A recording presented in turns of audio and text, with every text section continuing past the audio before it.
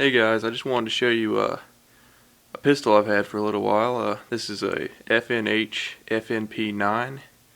I don't think they make it anymore. If you wanted to get one, you might have to find one used. I got this one. It was one of the last ones they had. They were selling it for cheap. It's a California gun. It came with 3 10-round magazines instead of the 16 rounders. Doesn't bother me too much because I can buy some of the 16 rounders if I really want them. Guess I'll go ahead and show you the pistol. So here's the pistol.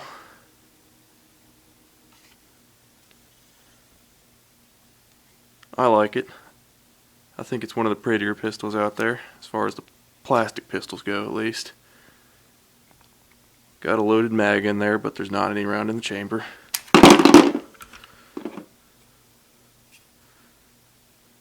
Got the Federal 124 grain Hydroshock bullets here. Convinced these rounds are pretty good for self-defense. It's the box, if you can see that. Oh, there's the price too. Ridiculous, isn't it? $1 a round for a 9mm.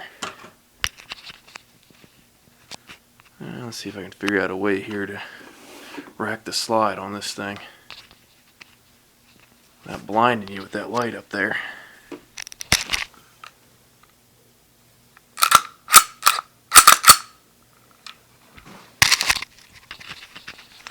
Alright. Well, I figured I'd tell you a little bit about the pistol. I believe it has a 4-inch barrel. Double action, single action, hammer. I like a gun with a hammer, so perfect for me. The trigger's very good on single action. Very light.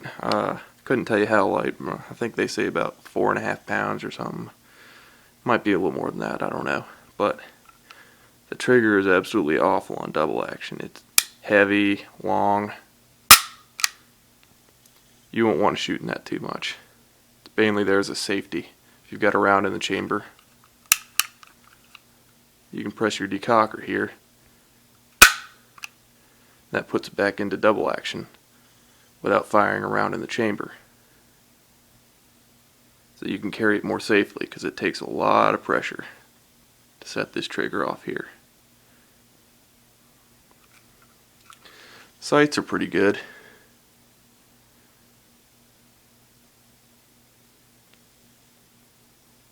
A lot easier to see when you're shooting.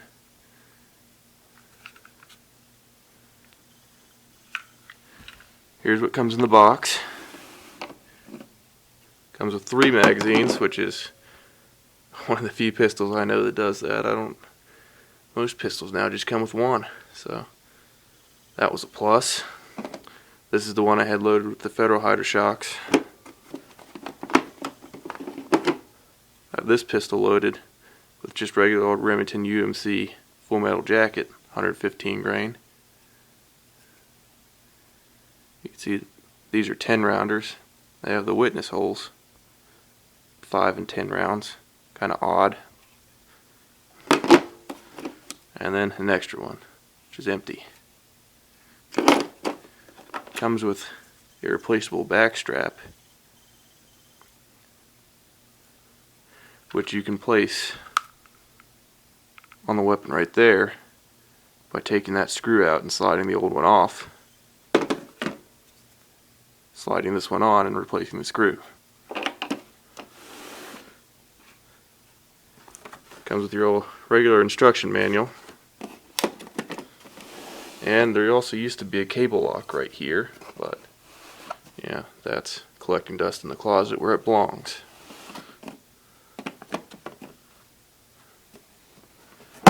Nice case. It's plenty good for carrying your gun around. It feels appropriately rigid. Locks pretty securely. Small hole there that you could put a padlock through it if you wanted. The cable lock that comes with the gun I think would fit through there. I haven't ever tried it. I keep my guns in a cabinet, lock them up there. Takedown on the gun, it's easy. Lock the slide back. You press this lever here down once you have the slide locked back. Let the slide forward. Slide comes off. From there it's simple. You just pull out the recoil spring, pull out the barrel.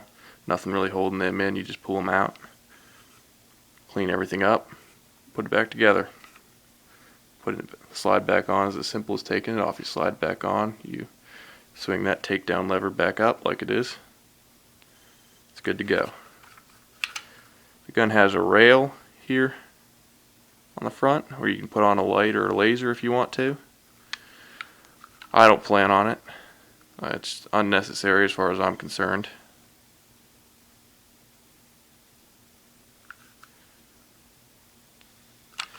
The magazine release is one of the complaints I have about the gun. It's a bit weird in how it operates. You see how it's sort of recessed into the frame like that?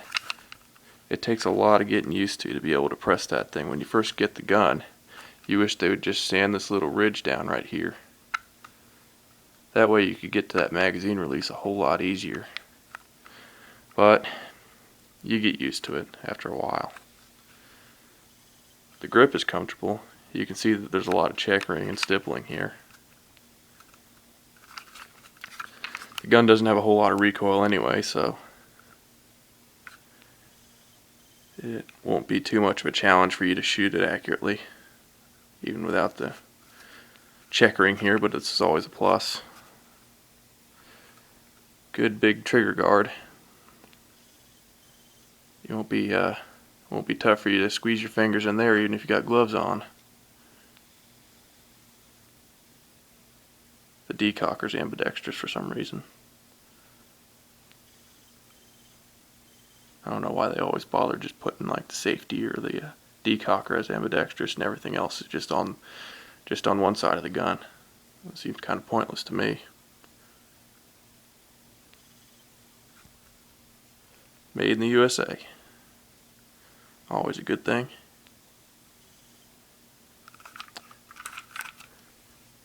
It's fun to shoot. Like I said, not a whole lot of recoil. 9mm ammo is cheap. Yeah, right now at Walmart I'm buying 9mm ammo for federal 9mm ammo for about $10 per 50, which is a pretty screaming deal as far as I'm concerned. I'm willing to pay that much, and yeah, doesn't bother me to go out to the range and shoot about 100 rounds out of this thing. Never had a hiccup. It hasn't jammed once. Shoots everything I've ever fed through it. Not that I fed a whole lot. I fed Walmart Federal, the Federal Hydroshock there you see. Fed Cillier and Bellet, or however you say that, 115 grain. Herder's brass case, 115 grain. Remington USMC, 115 grain. And also PMC 115 grain through this. And it has fed all of them like champs. Even the cheap stuff like the Herders and the S&B. Well, I guess that's about it. If you've got any questions you can ask and I might get to it. Otherwise, yeah. Have a good one.